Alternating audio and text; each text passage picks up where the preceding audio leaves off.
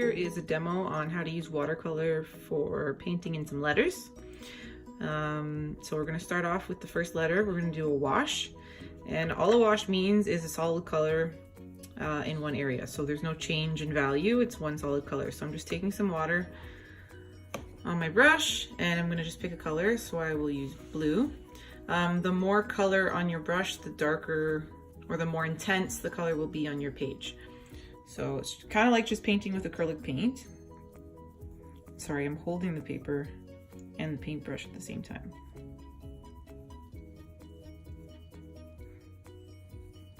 So you want to move kind of fast because the paint and the water will dry, and you'll have some brush stroke marks. And when you overlap watercolor, it gets darker. So if it dries and you go over it, it'll be a darker shade of blue. So this is pretty easy. If you add water, it kind of gets rid of your brush strokes. Right, so I have some brush strokes up here, so I'll add some water. Simple enough. Okay. And then you'll see at the bottom, it says tonal wash.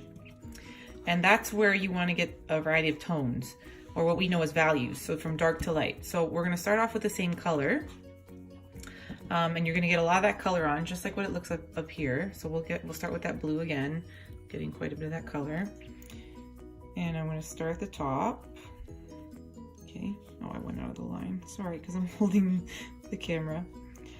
And you're actually going to wet your brush. So here I am, getting water on it, and you're going to try to drag the color. And it should get lighter as you move down.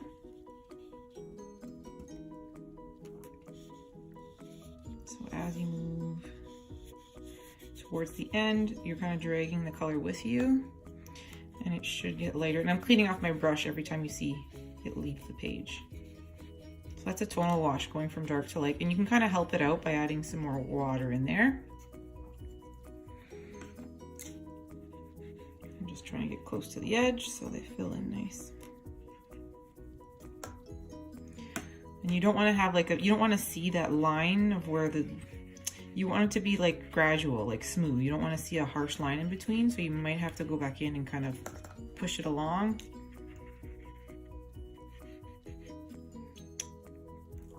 So that it blends nicely.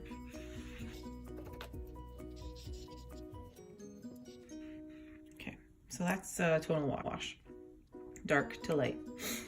Now on this side, you'll notice that I've taped around the letter. I got some paint on there, sorry. That's called a mask.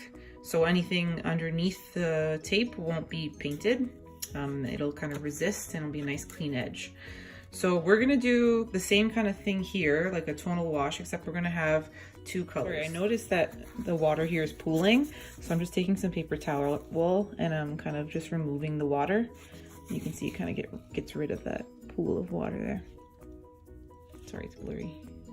There we go. And that's because I haven't taped down my page. Normally you'll have this taped to a board.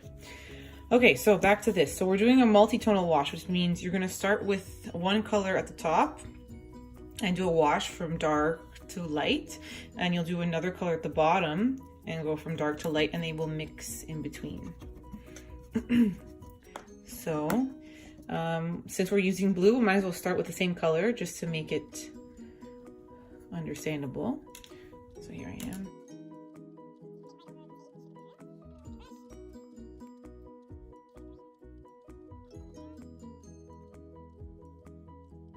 And then I'm going to stop, and quickly I'm going to get a different color. So I'm going to use pink. I'm going to start at the bottom. I need more color on there. Okay, sorry.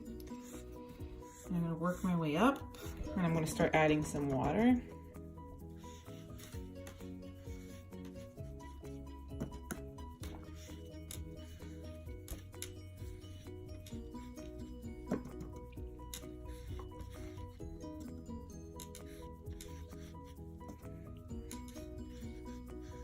Eventually they will start to mix, and you can kind of drag that right through.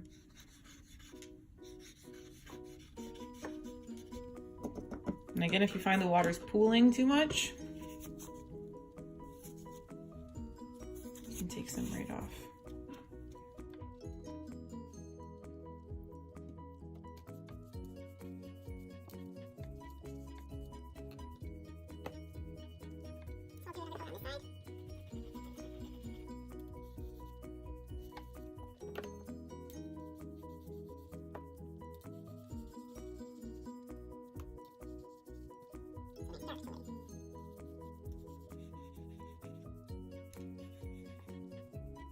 So we'll let that dry, and you can kind of practice in those two extra areas there. Mask the masking tape around my letters, and you'll notice that some of my paper started to rip, and it did start to bleed under. That's because the tape wasn't pushed down enough and the water seeped underneath, and the tape ripped because it's too sticky. So what I like to do is actually put the tape onto my clothes first to get some like dust on it, and then stick it down so it's easier to remove. And that way it won't rip the page like it ripped it here too. But other than that, it leaves a pretty clean line.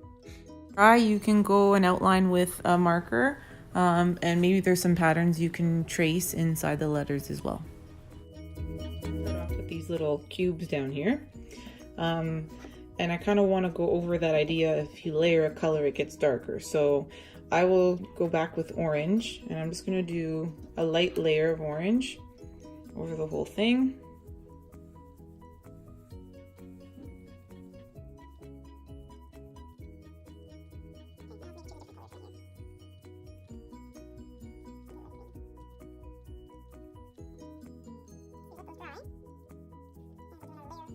So I have 3D kind of block letters here that show a bit of form. I'm gonna just fill in the sides first, and then I'm gonna let them dry. I filled in the outsides of the letters, and I just want to go back to these cubes again. So I'm gonna take that same color of orange, the same amount, the same intensity, and I'm just gonna go over the sides to make it look more 3D. So it's the same amount of orange, but again, if you layer it on, it makes it look like it's darker.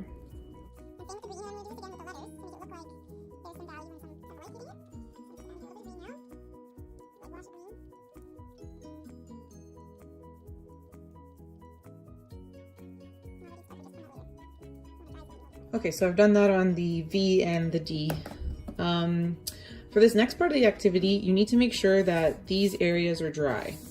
Because if they're wet, like the bottom's still wet, and I paint this in, this color is going to mix with the new color you put down, and you're not going to have a clean line. So you have to kind of wait till everything is dry before you move on to a space that's close to a wet color. So mine's still wet, so I'm going to just layer onto the bottoms of these cubes.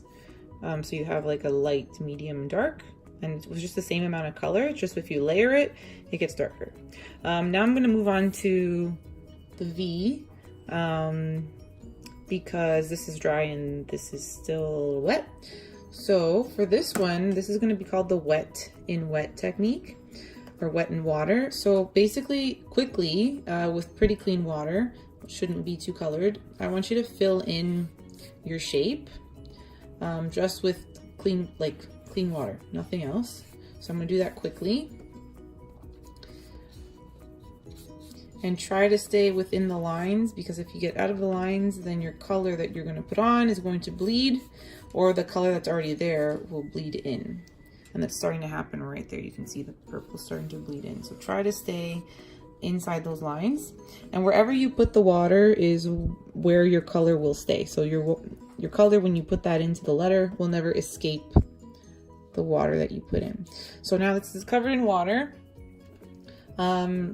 You'll see like I'm getting a lot of blue on here, and if you dip that into the water, you'll see like a tie-dye effect. So that's pretty cool. And if you mix them, you can put a different color in here. So maybe I'll throw in some green. Just, you need to make sure you have a lot of color, and enough water that it'll spread. If you see the water's getting dry, obviously you can add more. So you can add more water, but it's supposed to just kind of fan out on its own. So maybe I'll add in more blue. And it will stay inside those lines that you've made with the water.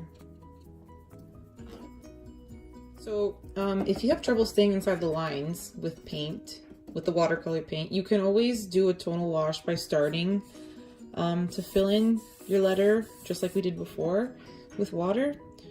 But again, try to stay within the painted areas. Like you don't want to cross that, but you can cross these lines, the pencil lines. Oh, I just dropped some water into the page. I'll clean that up in a second. So I'm going to fill this in quick, and you can do a graded wash, or maybe I'll take pink again. Right, and the color bleeds kind of by itself, which is pretty cool.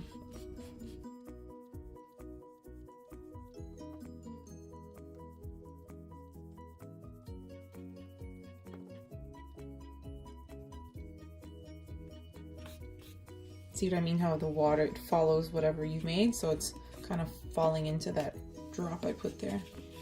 Okay, so two cool techniques that I like using with watercolor. One involves salt. I just have some salt here for school. And you'll just take some in your hand and sprinkle it on while there's still water there. So hang on, I'm just gonna kind of pour it on.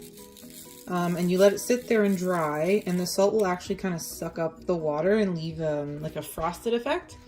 The second thing you can do involves using some paper towels. So hang on, I just gotta rip some off. And you can make kind of a clouded effect. See that like cloud by dabbing and removing some of the paint as you go. So you keep the salt on here until it's fully dry, and then you can remove it. Outline with black marker and add some lines to add repetition and interest.